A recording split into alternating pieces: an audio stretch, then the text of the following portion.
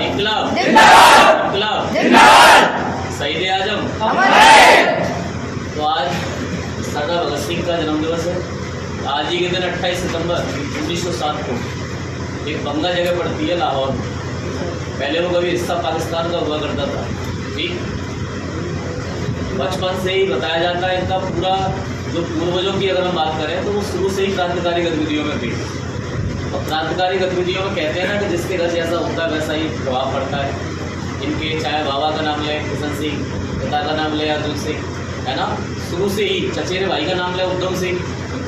तो सबका अपना अपना एक कारनामा रहा है और सबसे ज़्यादा आज़ादी दिलाने में इन लोगों का रोल रहा है। जो आने वाले परिवेश में लोगों ने इनको बुला दिया है। हालांकि यूथ आइकन के दिल में आज भी भगत सिंह की अलग ही छवि है।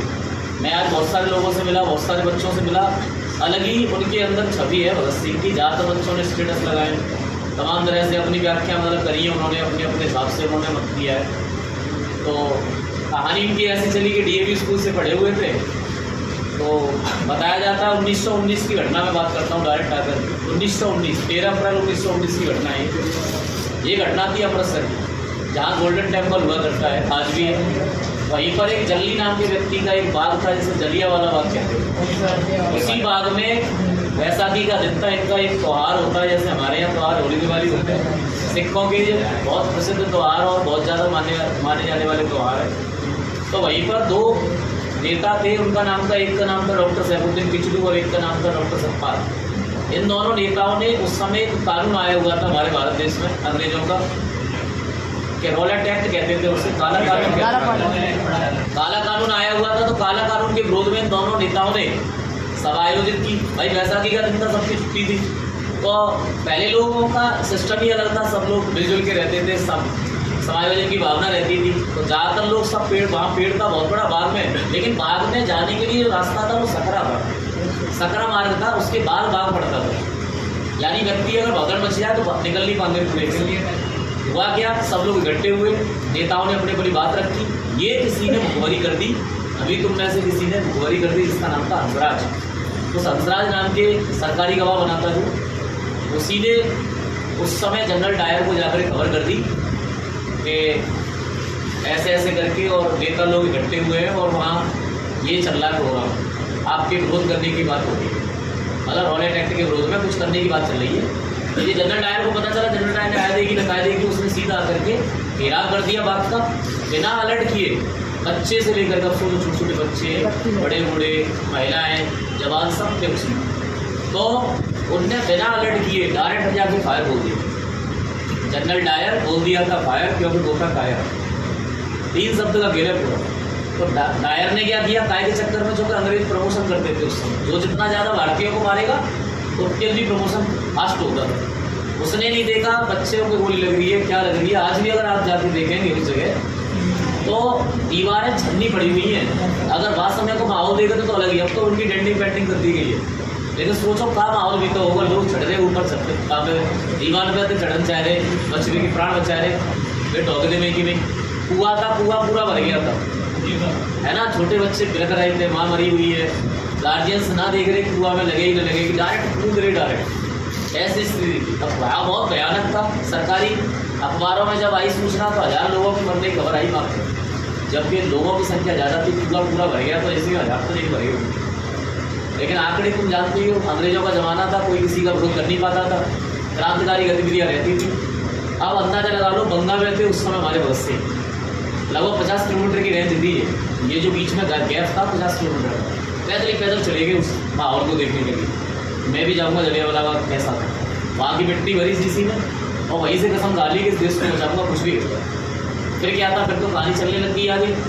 बाबा के साथ जाते थे, एक दिन बाबा के संग गए खेत पे, वो फसल बो रहे थे। उन्होंने कि पापा वो क्या, अगर बाबा फसल के बो रहे हो, ये जो बड़ी होगी इससे ये इतनी सारी चीज़ें उत्पन्न होगी। उन्होंने कहा ठीक है, मैं बंदूक बो दे रहा हूँ। तो उनने देखा लाला तू क्या कर रहा है, तो बंदूक बो रहा हूँ। क्या होगा, तो बंदूक लगेगी ना बहुत सारी, बंदूकें बहुत सारी हो जाएगी, अंग्रेजों को जल्दी मार देंगे। तो ऐसे ऐसे उनकी सोच बदलती गई।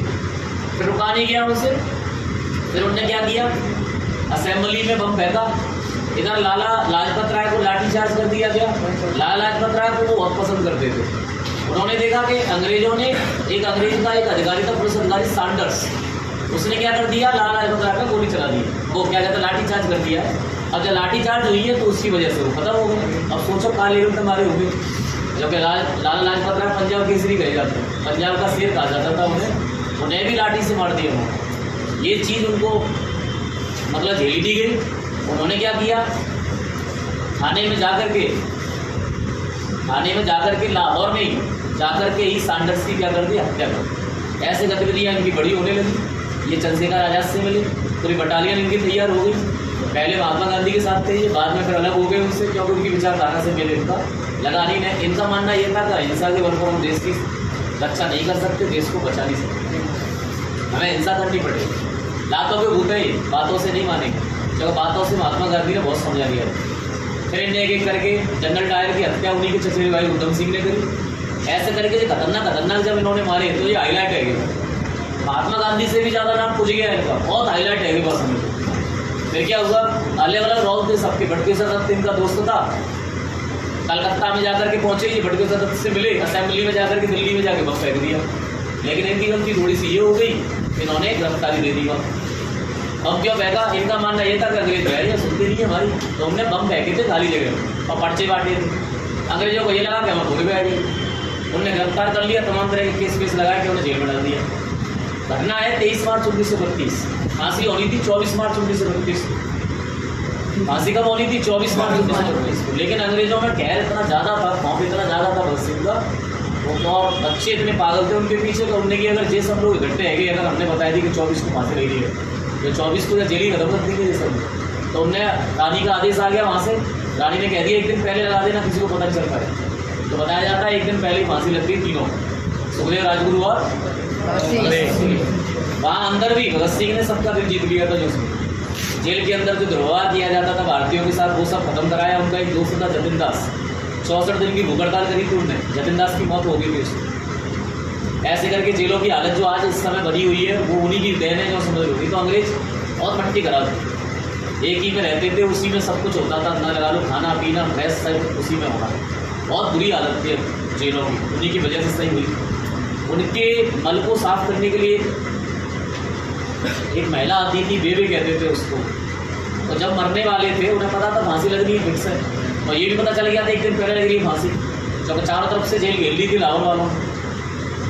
तो अंग्रेजों को इतना खौफ बैठ गया, उन्हें एक दिन पहले फांसी दी।